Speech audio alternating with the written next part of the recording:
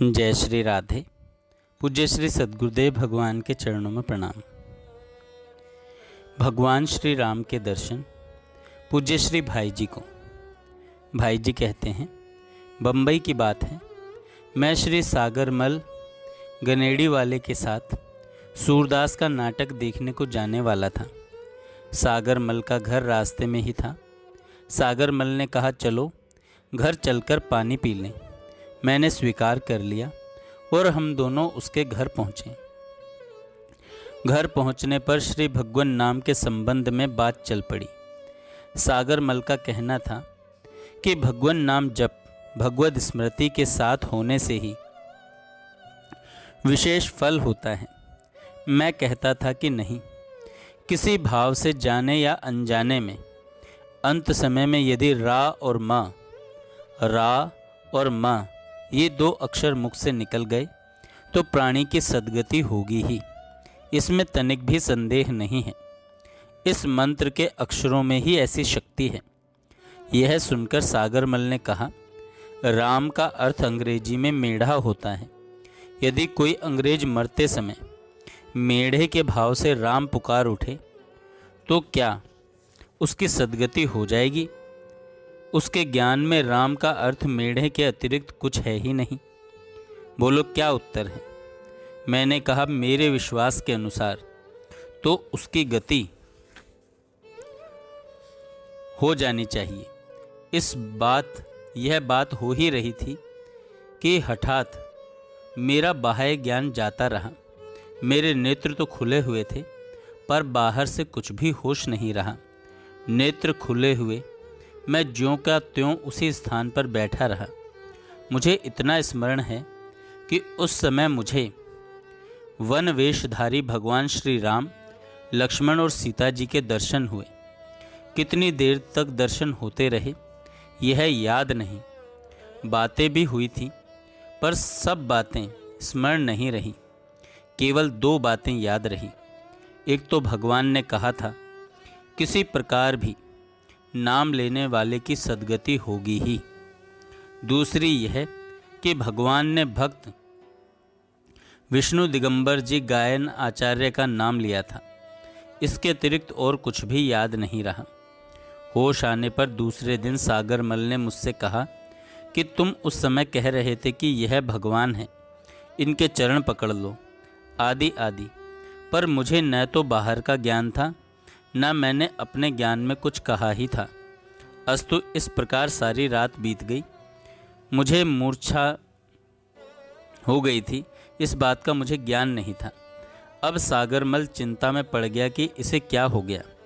आखिर उसने मेरा हाथ पकड़कर खड़ा किया। पकड़ते हुए मुझे सीढ़ियों से नीचे उतार लाया।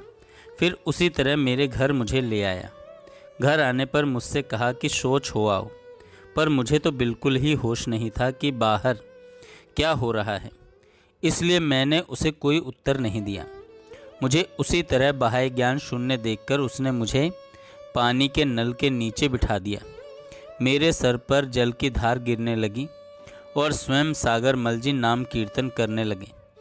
तब जाकर मुझे कहीं धीरे धीरे बाह्य ज्ञान हुआ। उसी दिन दोपहर के समय श्री विष्णु दिगंबर जी मुझसे मिले। मैंने उन्हें सारी घटना सुना दी। सुनकर वे रोने लग गए। संगीत आचार्य श्री विष्णु दिगंबर जी पोलस्कर, ये संगीत के बहुत बड़े आचार्य, अतुलनीय संगीत कला कुशल राम भक्त थे। बम्बई से उनसे मित्रता हो गई थी। उन्होंने संगीत सिखाने का गांधर्व महाविद्यालय खोल रखा था। उन पर भगवान की बड़ी कृपा थी।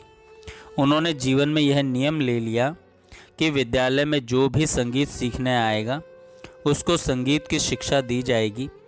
संतों के पदों के माध्यम से संगीत सीखने मुसलमान भी आते, ईसाई भी आते, पारसी भी आते, हिंदू भी आते, पर सभी को संतों के पद गान करने ही पड़ते और कोई चीज़ वहाँ नहीं गाई जाती। वे संगीत के अद्भुत आचार्य थे। एक एक शब्द में राग बदल सकते थे तथा एक ही पद में वे एक साथ 36 राग गा सकते थे। रघुपति राघव राजा राम, पतित पावन सीताराम, इसका गान वे बड़े ही मधुर तरीके से करते थे। मेरी आंखों देखी बात है, कांग्रेस के अधिवेशन में गांधी जी उनको सबसे पहले बुलाते थे और उनका यह गान सबसे पहले होता था। सब गाते थे। उन्होंने इसको नाम दे दिया था राष्ट्रीय गान। गांधी जी कहते यह हमारा राष्ट्रीय गान है। उनके गाने में इतना माधुर्य था कि हिंदू, मुसलमान, पारसी, ईसाई कोई हो, उनके स्वर माधुर्य के कारण सब लोग गाते थे। सब लोग गाते थे। अहमदाबाद के कांग्रेस अधिवेशन में जनता बेकाबू हो गई थी। लाखों आदमी थे। मैं भी उस अधिवेशन में गया था। एक बहुत ऊंचा मंच बना हुआ था, लगभग 40 फुट ऊंचा। उस पर गांधी जी ने चढ़कर बहुत समझाया, पर शांति नहीं हुई। गांधी जी ने कहा, विष्णु दिगंबर जी को बुलाओ। विष्णु दिगंबर जी आए और उन्होंने मंच पर चढ़कर रघुपति राघव राजा राम शुरू किया कि सारी जनता शांत हो गई। उनका एक नियम था जो अंतिम दिनों तक निभा। वह नियम था कि उनके कानों में निरंतर राम नाम पड़ता रहे। श्री विष्णु दिगंबर जी जैसे संगीत के आचार्य मुझे संगीत सिखाने के लिए महीनों तक आए, लेकिन दुर्भाग्यवश मैंने नहीं सीखा। इतना उनका मेरे प्रति प्रेम था। भाई जी कहते हैं कि इतना उनका मेरे प्रति प्रेम था। राम भक्ति रस में झूमने वाले और सतत आंसू बहाने वाले श्री विष्णु दिगंबर जी धन्य हैं। विष्णु दिगंबर जी धन्य हैं। जय श्री राधे।